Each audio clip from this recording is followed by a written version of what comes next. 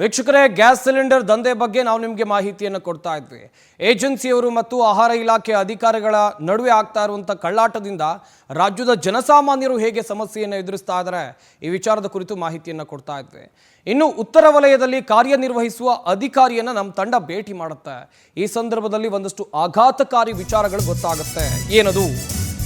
ಉತ್ತರ ವಲಯದಲ್ಲಿ ಕಾರ್ಯನಿರ್ವಹಿಸುವ ಅಧಿಕಾರಿಯನ್ನು ಭೇಟಿ ಮಾಡಿದಾಗ ಆಹಾರ ಮತ್ತು ನಾಗರಿಕ ಸರಬರಾಜು ಇಲಾಖೆ ಅಧಿಕಾರಿ ನಾಗರಾಜು ಈತನನ್ನ ಭೇಟಿ ಮಾಡಿದಂಥ ಸಂದರ್ಭದಲ್ಲಿ ಅಸಲಿ ಎತ್ತು ಗೊತ್ತಾಗುತ್ತೆ. ಸಿಲಿಂಡರ್ಗಳನ್ನು ಲಾರಿಗಟ್ಟಲೆ ಅಕ್ರಮವಾಗಿ ತಗೊಂಡು ಹೋಗ್ತಾ ಇದ್ದಾರೆ ಅಂತೇಳಿ ಅಕ್ರಮವಾಗಿ ಸಪ್ಲೈ ಮಾಡೋ ಬಗ್ಗೆ ಕ್ರಮವನ್ನು ಕೈಗೊಳ್ಳುತ್ತೇವೆ ಎನ್ನುತ್ತೆ ನಮ್ಮ ತಂಡ. ಎಲ್ಲಿದೆ ಬನ್ನಿ ತೋರಿಸಿ ಅಂತೇಳಿ ನಮ್ಮ ಜೊತೆ ಅಧಿಕಾರಿ ಬರ್ತಾನೆ. ಲಾರಿ ಸಿಬ್ಬಂದಿ ಹಾಗೂ ಏಜೆನ್ಸಿಯವರ ಬಳಿ ಲಂಚ ತಗೊಳ್ಳುವಂಥ ಕೆಲಸವನ್ನ ಈ ವ್ಯಕ್ತಿ ಮಾಡ್ತಾನೆ. ಅಧಿಕಾರಿಯ ಭ್ರಷ್ಟಾಚಾರ ನೋಡಿ ಪವರ್ ಟಿವಿ ತಂಡವೇ ಶಾಕ್ಗೆ ಒಳಗಾಗುತ್ತೆ. ಒಂದ್ ಕಡೆಯಲ್ಲಿ ದೂರು ಕೊಟ್ರೆ ಈ ರೀತಿಯಾಗಿ ಕಳ್ಳಾಟ ಆಗ್ತಾ ಇದೆ, ಬನ್ನಿ ಈ ಬಗ್ಗೆ ಕ್ರಮ ತಗೊಳ್ಳಿ ಅಂತ ಹೇಳಿ ನಮ್ಮ ಟೀಮ್ ಹೇಳಿದಂಥ ಸಂದರ್ಭದಲ್ಲಿ ಆ ವ್ಯಕ್ತಿ ಬರ್ತಾನೆ. ಆ ವ್ಯಕ್ತಿ ಬಂದು ಲಾರಿ ಮತ್ತು ಏಜೆನ್ಸಿಯವರ ನಡುವೆ ಲಂಚ ತಗೊಳ್ಳುವಂಥ ಕೆಲಸವನ್ನ ಅಧಿಕಾರಿ ಮಾಡ್ತಾನೆ. ಮತ್ತೆ ಅದೇ ಅಧಿಕಾರಿಗೆ ಕರೆ ಮಾಡುವ ನಮ್ಮ ತಂಡ ಅಂತ ಹೇಳಿದ್ರೆ ನಮ್ಮ ಟೀಮ್ ಮತ್ತೆ ಅದೇ ಅಧಿಕಾರಿಗೆ ಕರೆ ಮಾಡುತ್ತೆ. ನಮ್ಮ ಬಳಿ 10 ಲಾರಿಗಳಿವೆ, ನಿಮ್ಮಿಂದ ಹೆಲ್ಪ್ ಆಗಬೇಕು. ಗ್ಯಾಸ್ ತುಂಬಿರುವಂಥ ಲಾರಿಗಳು ನಿಮ್ಮ ವ್ಯಾಪ್ತಿಯಲ್ಲಿ ಓಡಾಡ್ತಾ ಇರುತ್ತವೆ, ಅವುಗಳನ್ನು ಹಿಡಿಬೇಡಿ ಅಂತ ನಮ್ಮ ಟೀಮ್ ಹೇಳುತ್ತೆ. ಅಕ್ರಮ ಸಿಲಿಂಡರ್ಗಳನ್ನು ಸಾಗಿಸುವ ಲಾರಿಗಳಿಗೆ ಅಭಯ ಬೇಕು. ಆಯಿತು, ನಮಗೇನು ಕೊಡ್ತೀರಿ ಅಂತ ಅಧಿಕಾರಿ ಡೈರೆಕ್ಟಾಗಿ ಬೇಡಿಕೆ ಇಡ್ತಾನೆ. ಈ ಅಕ್ರಮವಾಗಿ ಕಾಳಸಂತೆಯಲ್ಲಿ ಗ್ಯಾಸ್ಗಳನ್ನು ಮಾರಾಟ ಮಾಡೋಕೆ ತಗೊಂಡು ಹೋಗ್ತಾರಲ್ಲ, ಆ ಲಾರಿಗಳನ್ನು ತಡಿಬೇಡಿ ಅಂತೇಳಿ ನಮ್ಮ ತಂಡ ಈ ಅಧಿಕಾರಿ ಕೇಳುತ್ತೆ. ಆ ಸಂದರ್ಭದಲ್ಲಿ ಅಧಿಕಾರಿ ಡೈರೆಕ್ಟಾಗಿ ಕೇಳಿಬಿಡ್ತಾನೆ, ನನಗೇನು ಸಿಗುತ್ತೆ ಇದರಿಂದ, ನಾನು ತಡೆಯೋದಿಲ್ಲ, ನನಗೇನು ಕೊಡ್ತೀರಿ ಅಂತ ಕೇಳ್ತಾನೆ. ಗ್ಯಾಸ್ ತುಂಬಿರುವಂಥ ಲಾರಿಗಳು ನಿಮ್ಮ ವ್ಯಾಪ್ತಿಯಲ್ಲಿ ಓಡಾಡುತ್ತವೆ ಅಂತ ಹೇಳಿದಂಥ ಸಂದರ್ಭದಲ್ಲಿ ನೇರವಾಗಿ ಅಧಿಕಾರಿ ಹೇಗೆ ಲಂಚಕ್ಕೆ ಡಿಮ್ಯಾಂಡ್ ಇಡ್ತಾನೆ ಎಲ್ಲವೂ ಕೂಡ ನೋಡಬೇಕಾಗುತ್ತೆ. ಒಂದು ಲಾರಿಗೆ ತಲಾ 2 ಲಕ್ಷ ರೂಪಾಯಿ ಕೊಡಿ ಅಂತೇಳಿ ಆ ಅಧಿಕಾರಿ ಡಿಮ್ಯಾಂಡ್ ಇಡ್ತಾನೆ. ನಿಮಗೆ ಯಾವ ರೀತಿಯೂ ತೊಂದರೆ ಕೊಡೋದಿಲ್ಲ, ನಾವು ಆಫೀಸರ್ಸ್ ಹೇಳುವಂಥ ಮಾತಿದು. ಒಂದು ಲಾರಿಗೆ 2 ಲಕ್ಷ ಕೊಡಿ, ಬಿಟ್ಬಿಡ್ತೀನಿ, ನಿಮ್ಗೆ ಯಾವ ರೀತಿಯೂ ಪ್ರಾಬ್ಲಮ್ ಕೊಡೋದಿಲ್ಲ. ಸಲೀಸಾಗಿ ಲಾರಿಗಳು ಓಡಾಡುತ್ತೆ. ಯಾರಾದರೂ ದೂರು ಕೊಡೋಕ್ಕೆ ಬಂದರೆ ಫೋನ್ ರಿಸೀವ್ ಮಾಡಲ್ಲ.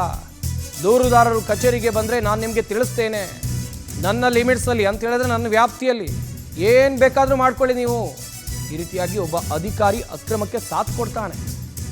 ಆಹಾರ ಮತ್ತು ನಾಗರಿಕ ಸರಬರಾಜು ಇಲಾಖೆ ಅಧಿಕಾರಿ ನಾಗರಾಜು ಇದಕ್ಕೆಲ್ಲದಕ್ಕೂ ಸಾಥ್ ಕೊಡ್ತಾ ಇದ್ದಾನೆ. ಅಕ್ರಮವಾಗಿ ಗ್ಯಾಸ್ ಸಪ್ಲೈ ಆಗೋದಕ್ಕೆ ಈ ವ್ಯಕ್ತಿಯೇ ಕಾರಣ. ಒಂದು ಲಾರಿ ಮೇಲೆ 2 ಲಕ್ಷ ರೂಪಾಯಿ ತಗೊಂಡು ಸಾಕಷ್ಟು ಲಾರಿಗಳನ್ನು ಓಡಾಡಿಸ್ತಾ ಇದ್ದಾನೆ. ಅದು ಕೂಡ ಅಕ್ರಮವಾಗಿ ಗ್ಯಾಸ್ ತುಂಬಿಕೊಂಡು ಓಡಾಡುವಂಥ ಲಾರಿ. ಪೊಲೀಸರು ಹಿಡಿದ್ರೂ ಕೂಡ ಅಲ್ಲಿ ಕ್ರಮ ಆಗೋದಿಲ್ಲ.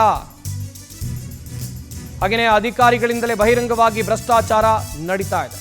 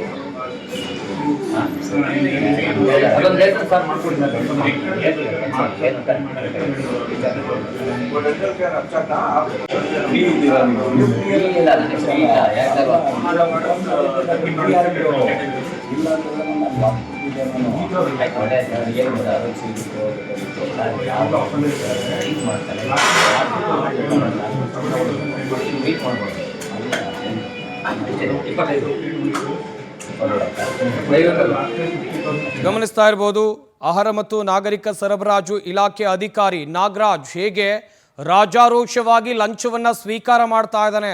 ಅದು ಕೂಡ ಅಕ್ರಮವಾಗಿ ಗ್ಯಾಸ್ಗಳನ್ನು ತುಂಬಿಕೊಂಡು ಓಡಾಡುವಂಥ ಲಾರಿಗಳ ಸಾಗಾಟಕ್ಕಾಗಿ. ಒಂದು ಲಾರಿ ಓಡಾಡಿದರೆ ಆತನಿಗೆ 2 ಲಕ್ಷ ರೂಪಾಯಿ ಸಿಗುತ್ತೆ.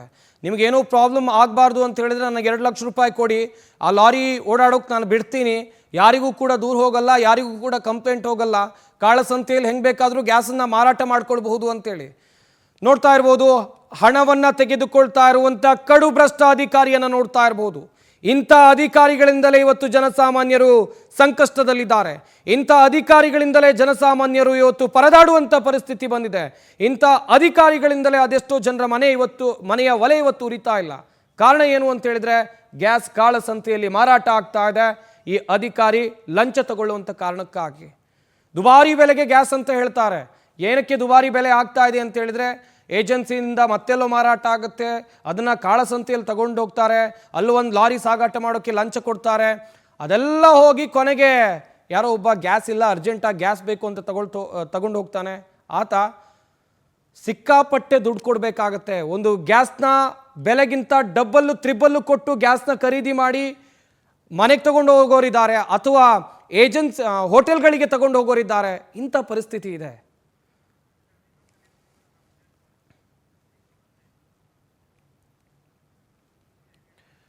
ಒಂದು ಕಡೆಯಲ್ಲಿ ಈ ಅಧಿಕಾರಿ ಮೊದಲು ಏನು ಹೇಳ್ದ, ಆ ಬಳಿಕ ಯಾವ ರೀತಿಯಾಗಿ ಲಂಚದ ಹಣವನ್ನು ಸ್ವೀಕಾರ ಮಾಡ್ದ ನೋಡ್ಕೊಂಡು ಬನ್ನಿ. ಈಗ ಬಸ್ FIR ಬೇಡ, ಏನು ಮಾಡ್ಬೇಕು ಏನು ಮಾಡ್ಬೇಕು ಹೇಳಿ, ಏನು ಕೊಡ್ತೀವಿ ಅದು ನೀವೇನು ಹೇಳೋದು ಕೊಡ್ತೀವಿ. ಅವ್ನು ಅದೇ ಹೇಳ್ತಾನೆ, ನಾನು ಏನು ಹೇಳಿ ಏನು ಕೊಡ್ಬೇಕು ಹೇಳಿ ಬಸ್. ಈಗ ನಂದು ಪ್ರತಿ ಒಂದು ಡೈಲಿ ಒಂದು 3 ಲೋಡ್ ಹೋಗುತ್ತೆ ಈ ರೋಡಲ್ಲಿ. ನೀನು ಅದನ್ನು ಟಚ್ ಮಾಡಬಾರ್ದು, ಸರಿ ಓಕೆನಾ? ಆಮೇಲೆ ಯಾರೋ ಪೊಲೀಸರು ಬಂದರು ಇದು ಮಾಡಬಾರ್ದು. ಮತ್ತು ಯಾರ ಪೊಲೀಸ್ ಇಲ್ಲ, ನನ್ನ ಫುಡ್ ಮಾತ್ರ ಅಂದರೆ ಪೊಲೀಸ್ಗೆ ಎಂಟ್ರಿ ಆಗಲ್ಲ. ಅಲ್ಲ, ಯಾರ ಕಂಪ್ಲೇಂಟ್ ಮಾಡಿದ್ರೆ ನೀನು ಬಂದರೆ ನಾನು ಬಂದರೆ ಅವಾಗ ನೀನು ಇನ್ಫಾರ್ಮೇಷನ್ ಕೊಡ್ತೀನಿ. ಹೌದಾ? ಆ ಥರ ನನಗೆ ಬಂತು ಅಂದರೆ ಇನ್ಫಾರ್ಮೇಷನ್ ನೀವು ಇಲ್ಲ ಎಲ್ಲ ಹೊರಗಡೆ ನಿಂತು ಆ ಥರ ಮಾಡ್ತೀನಿ. ಆ ಥರ ಇರುತ್ತೆ, ನಡೀತದೆ. ಏನು ಕೊಡಬೇಕು ಬಸ್ ಮಾಡು. ಇವಾಗ ಯಾರೋ ಪೊಲೀಸ್ ಅವನಪ್ಪ, ಅವನೇ ನಾಗು ಅಂತ ಅವನು ಮಾತಾಡ್ತಿದ್ವಲ್ಲ, ಈಗ FIR ಮಾಡಬೇಕಾ ಬೇಡವಾ? ಪೊಲೀಸನಿಗೂ ಕೊಡ್ಬೇಕೀಗ? ಪೊಲೀಸನ್ನು ಕೊಡಬೇಕು. ಕರ್ಬಿಡಿ ಅವನು ಕೇಳ್ಬೇಡ. ಕರೆದು ಬೇಡ, ಕರೆದು ನಮ್ಮ ಮುಖ್ಯ ಬೇಡ, ನಡಿ ಬರಲಿ. ಏನು ಕೊಡ್ತೀರಿ ಹೇಳಿ? ಏನು ಕೊಡ್ಬೇಕು ಹೇಳಿ ಬಸ್? ಕೊಡಿ, 2 ಲಕ್ಷ ಕೊಡಿ. ಬಾಸ್ ಕೊಡಿ, ನಾನೇನು ಹೇಳೋದು. ಇನ್ನೇನು ಹೇಳಿ, ನಾನು ಪೊಲೀಸ್ ಒಂದು ರೆಡಿ ಮಾಡಿಕೊಡ್ತೀನಿ. ಇನ್ನೇನು ಒಂದು ಮಾಡು ಬಾಸು. ಒಂದು ಮಾಡು ಬಾಸು, 1 ಲಕ್ಷ ಕೊಡ್ತೀನಿ. ಇವಾಗ ಪೊಲೀಸ್ ಒಂದು ಎಂಟ್ರ್ ಆದ ನಾನು. ಎಷ್ಟು ಸಿಲಿಂಡ್ರ್ ಐತೆ ಅದರಲ್ಲಿ? ಎಷ್ಟು ಸಿಲಿಂಡ್ರ್ ಐತೆ? 60 ಸಿಲಿಂಡ್ರ್ ಐತೆ. 60 ಫುಲ್ ಐತಾ? 60 ಫುಲ್ ಇಲ್ಲಿ 6 ಆಗೋದ್ನಲ್ಲ. ಇವಾಗ 60-65 ಇತ್ತು, 7-8 ಫುಲ್ ಆಗ್ತಾ ಇವಾಗ. ಹಾಂ ಬಿಡು ಬಾಸ್, ಆಯಿತು, ನಾನು ಕೊಡ್ತೀನಿ, ಕ್ಲಿಯರ್ ಮಾಡ್ತೀನಿ. ಈಗ ಯಾವಾಗ? ಈಗಲೇ. ಯಾರ ಹತ್ರ ಮಾಡ್ತೀಯ? ನಿಮ್ಮ ಹತ್ರನೇ ಮಾಡ್ತೀನಿ. ಮಾಡಿ ಸರಿಯಿಲ್ಲ ಬಾ ಬಾಸು, ಒಂದು ನಿಮಿಷ ಮಾತಾಡೋಣ. ನೀನೇನು ಬಾಸು? ಇವಾಗ ಪೊಲೀಸ್ ಅಂತ ಕಳಿಸ್ಬಿಡ್ಲಾ? ಹಾಂ ಪೊಲೀಸ್ ಅಂತ ಕಳಿಸ್ಬಿಡ್ಲಾ? ಹಾಂ ಕಳಿಸಿ. ಹಾಂ ಪೊಲೀಸ್ ಸ್ಟೇಷನ್ ಕರ್ರಿ. ಅವನು ಬಚ್ಚ ಅವನು ಸುಮ್ಮನೆ ಪಾಪ ಅವನು ಇದಾಗೋದು. ಕರೆದು ಕೇಳಿ ಅವ್ನಿಗೆ ಏನು ಮಾಡಬೇಕು ಅಂತ.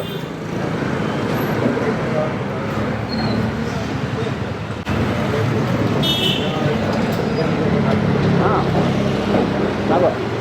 ಅದೇ ಇವಾಗ ಇಲ್ಲಿ ಬಂದಿದ್ದೆ, ಅವ್ರ ಹತ್ರ ಬಂದವ್ರೆ, ಯಾರು ಅದೇನು ಬಿಡಿ ಅಂತ ಹೇಳ್ತಾವ್ರೆ. ಅದು ನಮ್ಮವ್ರು ಯಾರೋ ಬಂದವ್ರು, ಅವರು ಬಿಟ್ಬಿಟ್ಟು ಕಳ್ಸಪ್ಪ ಅಂತಂದು.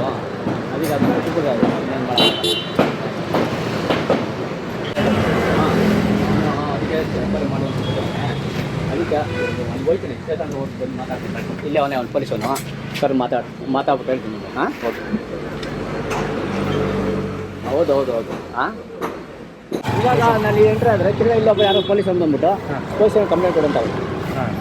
ಏನು ಮಾಡಲಿ? ಸ್ಟೇಷನ್ ಕಂಪ್ಲೇಂಟ್ ಕೊಡು ಅಂತ ಕೊಡ್ತೀನಿ. ಬಗೆಹರಿಸ್ಕೊಂಡು ಇವನೇನು ಇದು ಮಾಡ್ತಾವೆ. ಇವ್ರು ಯಾರು ಪೊಲೀಸ್ ಬಂದಲ್ಲ, ಎಂಟ್ರಿ ಆಗಲ್ಲ. ಎಂಟ್ರಿ ಇವರು ಯಾರು ಕರ್ಸಿರೋ ಅವನು ಇನ್ನೊಬ್ಬ ಯಾರು? ಬಸ್ಸು ನಾನು ಸೂರ್ಯ ಗ್ಯಾಸರು. ನೀವು ಯಾರು ಎಂಟ್ರಿ ಆದ್ನಲ್ಲ ಮತ್ತೆ? ಇದು ಯಾರೋ ಗೊತ್ತಿಲ್ಲ. ನಾನು ನಮ್ಮದು ಬಸ್ಸು, ನಮ್ಮದು ಲೋಡ್ಗಳು ಹೋಗುತ್ತೆ. ಕೈಗೆ ಯಾಕೆ ಕೊಡ ಬಸ್ಸು, ಪ್ಲೀಸ್ ನಿಮ್ದು ಇದು ಮಾಡ್ತಾ ಇದ್ದೀನಿ. ಮತ್ತು ಇವನು ಯಾರು? ಮತ್ತೆ ಗಿರೀಶ್ ಹತ್ರ ಮಾತಾಡಿ, ಗಿರೀಶ್ ಹೋಗಿ ಕಂಪ್ಲೇಂಟ್ ಕೊಡು ಅಂತ ಹೇಳ್ತಾನೆ. ಮತ್ತೆ ಮ್ಯಾನೇಜರು ಹೌದಾ? ಕಂಪ್ಲೇಂಟ್ ಕೊಡು ಹೋಗೋ ಅಂತಾನೆ. ಈ ಥರ ಏನು ಹೇಳ್ತೀನಿ ನಾನು? ಬಸ್ಸು ಈಗ ಒಂದು ಕೆಲಸ ಮಾಡು, ನಮ್ಮ ಗಾಡಿ ಲೋಡ್ಗಳು ಬಂದಾಗ ನೀವು ಫೋನ್ಗಳು ಎತ್ತಬೇಡ. ನಾನು ಮಿಕ್ಕಿದ್ದು ನಾನು ವ್ಯವಹಾರ ಮಾಡ್ಕೊಂಡು ಹೋಗ್ತೀನಿ ನಾನೇ. ಆಯಿತು ಆಯ್ತು. ಒಂದು ಗಾಡಿಗೆ ಏನು ಮಾಡಬೇಕು ಇವಾಗ? ಯಾವುದು ಇದನ್ನ ಏನು FIR ಮಾಡ್ತಿರೋದು? FIR ಮಾಡಲ್ಲ ಬೇಡವಾ? ಬೇಡ ಬಸ್ಸು, ಬೇಡ. ಇಲ್ಲಿ ಯಾರು ಎಂಟ್ರಿ ಆಯ್ತವನೆ, ಬೇಡ, ನನಗೇನು ಬಿಟ್ಬಿಡ್ತೀನಿ ಅಷ್ಟೇ. ಇದು FIR ಮಾಡ್ಬಿಡ್ತೀನಿ. ಹಂಗಾರೆ FIR ಮಾಡೋದು ಮಾಡ್ತೀನಿ. ಮತ್ತೆ ಈಗ ಏನು ಮಾಡೋದು? ಹೆಂಗೆ ಹೇಳಿ? ನೀನು ಯಾರು ಸರಿ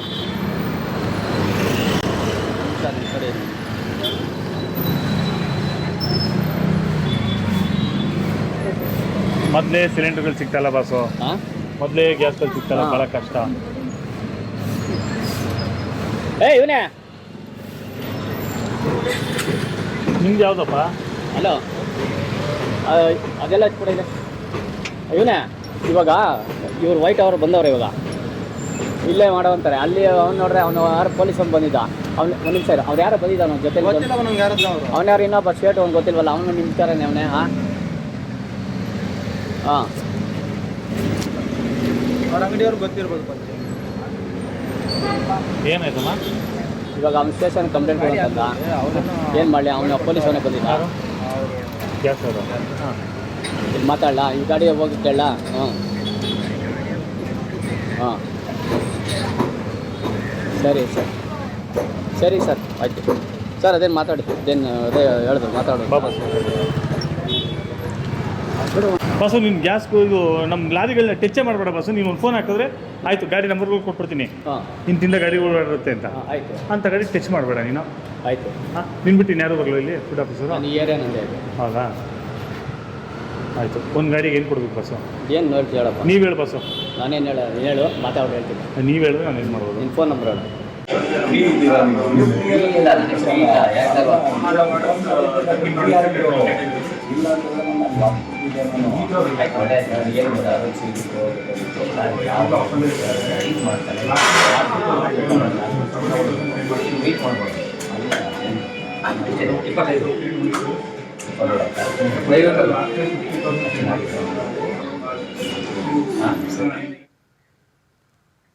ಅಧಿಕಾರಿಗೆ ಹಣ ಕೊಟ್ಟರೆ ಕೇಸ್ ಆಗಲ್ಲ, ಹಣ ಕೊಡದೇ ಇದ್ರೆ ಕೇಸ್ ಆಗತ್ತೆ. ಎಂಥ ಭ್ರಷ್ಟ ವ್ಯವಸ್ಥೆ ಇದೆ.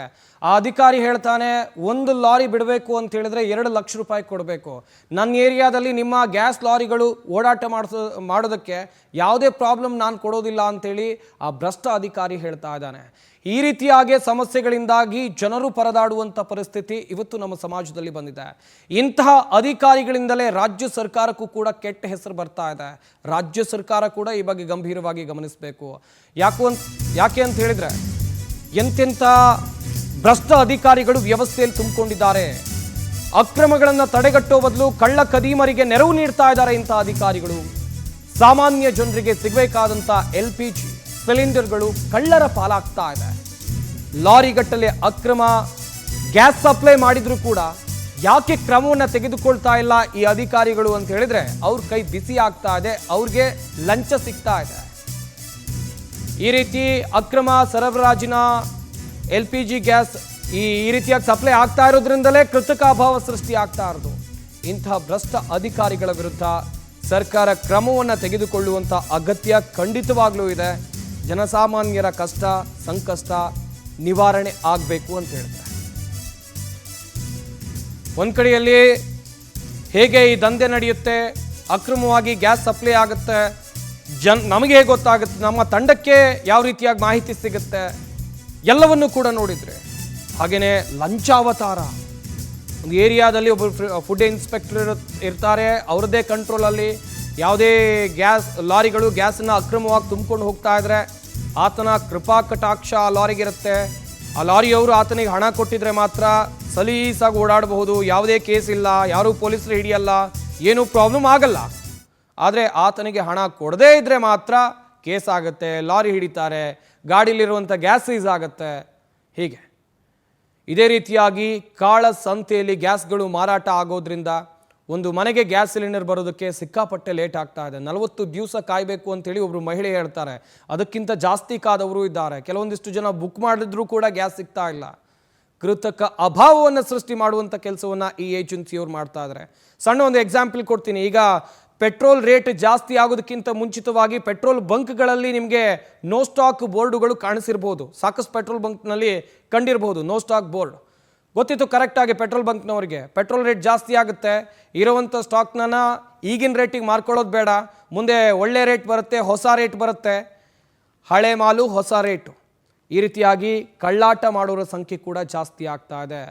ಗ್ಯಾಸ್ ಏಜೆನ್ಸಿಗಳ ಗೋಡನ್ಗೆ ಹೋಗಿ ನೋಡಿ, ಅಲ್ಲೂ ಕೂಡ ಗ್ಯಾಸ್ ಇದೆ. ದರ ಏರಿಕೆ ಆಗೋ ತನಕ ಆ ಗ್ಯಾಸ್ಗಳನ್ನು ಹಾಗೆ ಇಟ್ಕೊಂಡಿರ್ತಾರೆ. ಇಲ್ಲ ಅಂತ ಹೇಳಿದ್ರೆ ಎಲ್ಲೋ ಅಕ್ರಮವಾಗಿ ಮಾರಾಟವನ್ನು ಮಾಡ್ಕೊಳ್ತಾರೆ. ಈ ರೀತಿಯಾಗಿ ದಂಧೆ ಮಾಡ್ತಾರೆ. ಆಹಾರ ಇಲಾಖೆ ಅಧಿಕಾರಿಗಳು ಅವ್ರ ಜೊತೆ ಶಾಮೀಲಾಗ್ತಾರೆ, ಕೈ ಜೋಡಿಸ್ತಾರೆ. ಅಕ್ರಮವನ್ನು ತಡಿಬೇಕಾದವರೇ ಈ ರೀತಿಯಾಗಿ ಮಾಡಿದರೆ ಏನು ಕತೆ? ಎತ್ತ ಸಾಗ್ತಾ ಇದೆ ವ್ಯವಸ್ಥೆ. ಮೀಟಿಂಗ್ಗಳ ಮೇಲೆ ಮೀಟಿಂಗ್ ಆಗುತ್ತೆ, ಏನೋ ಜನರ ಸಮಸ್ಯೆಯನ್ನು ನಾವು ಬಗೆಹರಿಸ್ತೀವಿ ಅಂತ ಸರ್ಕಾರ ಭರವಸೆಯನ್ನು ಕೊಡುತ್ತೆ. ಆದರೆ ಇಂಥ ಕುಳಗಳನ್ನು, ಭ್ರಷ್ಟ ಕುಳಗಳನ್ನು ಇಟ್ಕೊಂಡು ಹೆಂಗೆ ಸಮಸ್ಯೆಯನ್ನು ಸರಿ ಮಾಡೋಕ್ಕಾಗತ್ತೆ? ಇದು ಒಂದು ಏರಿಯಾದ ಕಥೆಯಲ್ಲ, ಸಾಕಷ್ಟು ಏರಿಯಾದಲ್ಲಿ ಈ ರೀತಿಯಾದಂಥ ಫುಡ್ ಇನ್ಸ್ಪೆಕ್ಟರ್ಗಳು ಇದ್ದಾರೆ. ನೋಡಿದ್ರಲ್ಲ ವೀಕ್ಷಕರೇ, ಗ್ಯಾಸ್ನ ದಂಧೆ ಎಷ್ಟರ ಮಟ್ಟಿಗೆ ನಡೀತಾ ಇದೆ, ಹೇಗೆ ಜನಸಾಮಾನ್ಯರು ಸಮಸ್ಯೆಯನ್ನು ಎದುರಿಸುವಂಥ ಪರಿಸ್ಥಿತಿ ನಮ್ಮ ರಾಜ್ಯದಲ್ಲಿ ನಿರ್ಮಾಣ ಆಗಿದೆ. ಅಕ್ರಮಕ್ಕೆ ಅಧಿಕಾರಿಗಳು ಸಾಥ್ ನೀಡುತ್ತಾ ಇರುವಂಥ ಕಾರಣಕ್ಕಾಗಿ ಜನಸಾಮಾನ್ಯರಿಗೆ ತಲುಪಬೇಕಾದಂಥ LPGಗಳು ಕಾಳ ಸಂತೆಯಲ್ಲಿ ದುಬಾರಿ ಬೆಲೆಗೆ ಮಾರಾಟ ಆಗ್ತಾ ಇದೆ ಅಂತೇಳಿ ಇಂಥ ವ್ಯವಸ್ಥೆಗೆ ಕಡಿವಾಣ ಹಾಕುವಂಥ ಕೆಲಸವನ್ನ ರಾಜ್ಯ ಸರ್ಕಾರ ಮಾಡಬೇಕಿದೆ ಅಂತ ಹೇಳ್ತಾ